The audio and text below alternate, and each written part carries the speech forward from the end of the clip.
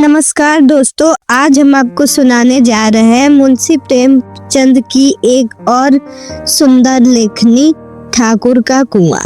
मारे बांस के पिया नहीं जाता, गला सूखा जा रहा है और तू सड़ा पानी पिलाया देती है। गंगी प्रतिदिन शाम पानी भर लिया करती थी। कुआं दूर था, बार बार जाना मुश्किल था। कल वह पानी लाई तो उसमें बू बिल्कुल न थी।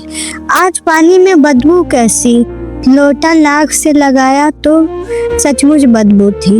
जरूर कोई जानवर कुएं में गिरकर मर गया होगा, मगर दूसरा पानी आवे कहाँ से। ठाकुर के कुएं पर कौन चढ़ने देगा।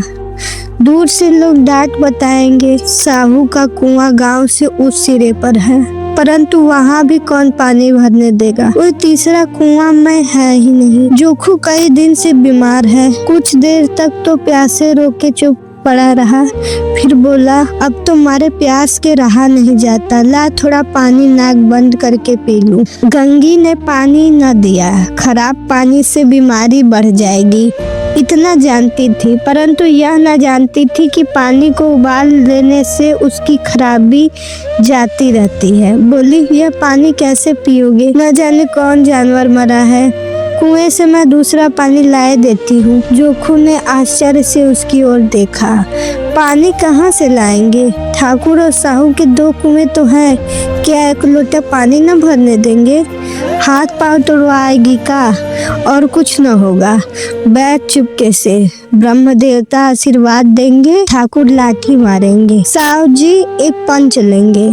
गरीबों का दर्द कौन समझता है। हम तो मर भी जाते हैं तो कोई द्वार पर झांकने नहीं आता। कंधा देना तो बड़ी बात है, ऐसे लोग कुएं से पानी भरने देंगे। इन शब्दों में कड़वा सत्य था।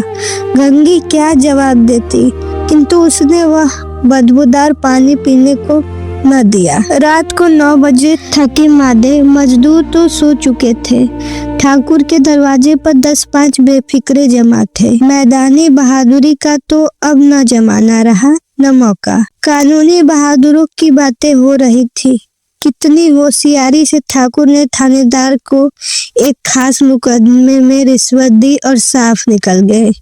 कितनी अक्लमंदी से एक मार्के की मुकदमे की नकल ले आए। नाजीर और मुहत्तिम सभी कहते थे नकल नहीं मिल सकती।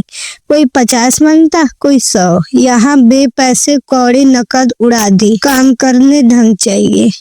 इसी समय गंगी कुएं से पानी लेने पहुंची। कुप्पी की धुंधली रोशनी कुएं पर आ रही थी। गंगी जगत की आड़ में बैठी मौके का इंतजार करने लगी। इसी कुएं का पानी सारा गांव पीता है, किसी के लिए रोका नहीं।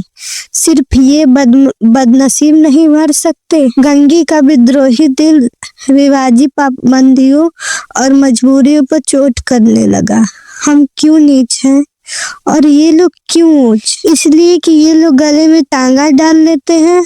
यहाँ तो जितने हैं एक से एक छठे हैं। चोरी ये करे, जाल फरेब ये करे, झूठे मुकदमे ये करे। अभी इस ठाकुर ने तो उस दिन बेचारे गड़ेड़िए की भेड़ चुरा ली थी और बाद में मार कर खा गया। इन्हीं पंडित के घर में तो 12 मास चूहा होता है। यही साहू जी तो घी में तेल मिलाकर बेचते हैं। काम करा लेते हैं, मजूरी देते, नानी मरती है। किस बात में हमसे ऊंचे हैं। हम गली गली चिल्लाते नहीं कि हम ऊंचे हैं, हम ऊंचे हैं। कभी गांव में आ जाती हूँ तो रस भरी आंखों से देखने लगते हैं, जैसे सबकी छाती पर सांप लौटने लगता है। परंतु घमंड यह कि हम ऊंचे हैं। कुएं पर किसी के आने की आहट हुई। गंगी की छाती धक धक करने लगी।